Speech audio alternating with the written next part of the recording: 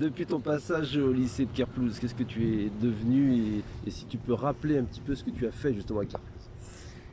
Donc à Carplus, ça remonte à 5 ans maintenant. Donc j'ai fait un bac pro aménagement paysager, de la seconde jusqu'à la terminale. Et après ça, grâce à Parcoursup, je me suis envolée à l'école de design Nantes Atlantique pour faire un DNMAT, diplôme national des métiers d'art et du design,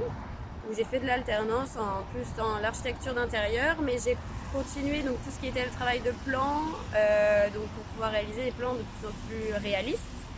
Après ça, je me suis envolée en master à Montréal, où maintenant ça fait plus d'un an que je suis ici, où donc je finis mon master en février pour ensuite rejoindre l'équipe Filon à Montréal en aménagement paysager, donc toujours à faire des plans, réaliser des plans. Alors, il est vrai, Charlène, que dans notre domaine, il y a peu de filles. Qu'est-ce que tu peux dire aux filles qui hésitent aujourd'hui de s'inscrire dans notre formation? Je pense que il faut de la force et du courage encore parce que aujourd'hui on n'en a pas assez dans les entreprises, mais on est toujours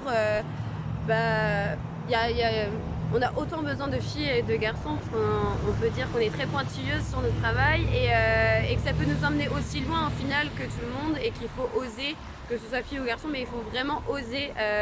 venir et faire ce qu'on aime parce que ça peut nous emmener très loin comme ici à Montréal. Alors, Charlène, est-ce que tu peux dire aujourd'hui quelles sont les compétences que tu mets en avant pour réaliser au mieux ta formation et ton devenir professionnel? Je pense que ce qui est chouette à Carplus, c'est que on apprend donc tout ce qui est théorique, mais ce qui est le côté pratique aussi est pas mal parce qu'on est dans un lycée avec des jolies terres agricoles, avec des bons savoir-faire, avec des professionnels qui nous ont appris donc tout leur coup de main et que chaque petit stage qu'on va réaliser va nous apprendre une nouvelle technique et c'est hyper important parce que même si aujourd'hui je ne sais pas, je ne vais pas réaliser un pavage, un dallage, je sais comment le faire en plan et je sais comment surtout les employés pour lesquels ils vont travailler pour mon plan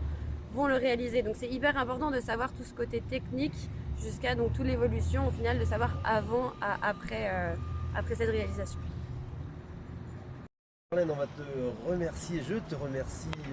pour ce petit témoignage et vraiment très heureux de t'avoir rencontré aujourd'hui et tiens-nous informés de ton parcours et de ce que tu vas devenir. Merci Charlène. Merci beaucoup et puis plaisir de vous revoir à Auray.